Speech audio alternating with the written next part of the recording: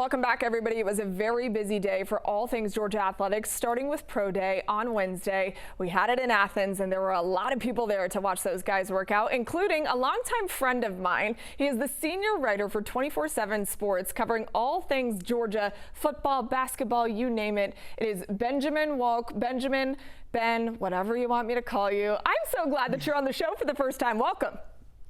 I know, Maria. I feel like this is years in the making. I can't believe this is the first time, but I'm happy to be here. It's unbelievable. Him and I go back to our Alabama days, but we won't talk about Alabama today. We will talk about what happened in Athens on Wednesday. Ben, 32 NFL teams, all of them were there to watch everybody, including C.J. Allen, who did not work out at the Combine. He did go through position drills there in Athens, though, and truly he has been all over the place in mock drafts. What were your impressions of C.J. at Pro Day? He's been dealing with some injury-related things, which is why he elected not to participate at the Combine and save it for the Pro Day. And he's going to do a private Pro Day as well in Athens later on in the spring. There were a lot of people on social that were reacting to one or two clips suggesting that he wasn't moving very well, anything like that. I don't necessarily agree with those takes based on 5-10 second clips. What I can say is we were all there at media day when we're waiting on players to come and talk with us, and he was the last one to arrive to us, and the reason was every single NFL team wanted a chance to talk with him. I've heard that he's blowing people away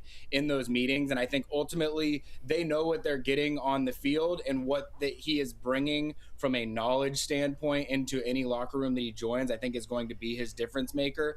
I think he'll be flirting with first round opportunities, whether or not he actually gets into the first round or not. I think that will probably just depend. Is there one team out there that wants him? Yeah, that was actually my tweet that blew up, so sorry about that, CJ. But a lot of people did think that he looked a little stiff out there in Athens. We'll see what everyone else thinks in the NFL. You know, Pro Day is always an opportunity for these guys to boost their draft stock, sometimes hurt it, but there were some players that did impress a lot of these NFL teams out there. Who impressed you on Wednesday?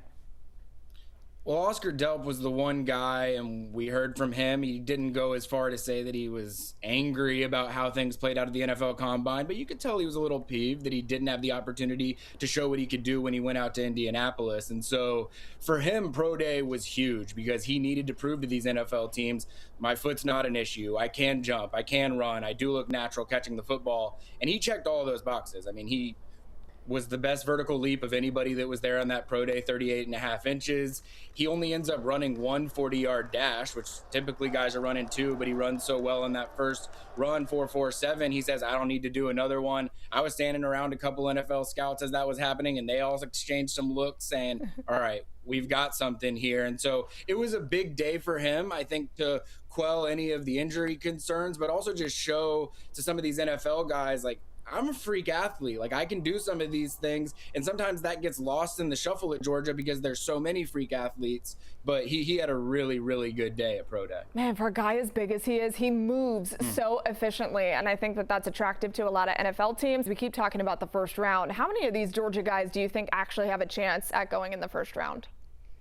I think Monroe Freeling's the lock, and I think he solidified that with everything that he did in Pro Day and at the Combine. The question becomes C.J. Allen, and while there might be some concerns a little bit about his mobility and what he's able to do in coverage, and like you mentioned, it's a deep linebacker class and it's not a highly drafted position, he'll probably slip out of the first round just because of those conversations. But all it takes is a team like the Patriots or the Chiefs or someone late in the first round that says we're not concerned about those things because our roster is already in a healthy place, and they go add somebody that is just a brilliant defensive mind onto their roster. I could see it going either way, but I think it probably ends up just being Monroe Freeling and CJ's early second round. Kirby Smart had unbelievable things to say about both of those players.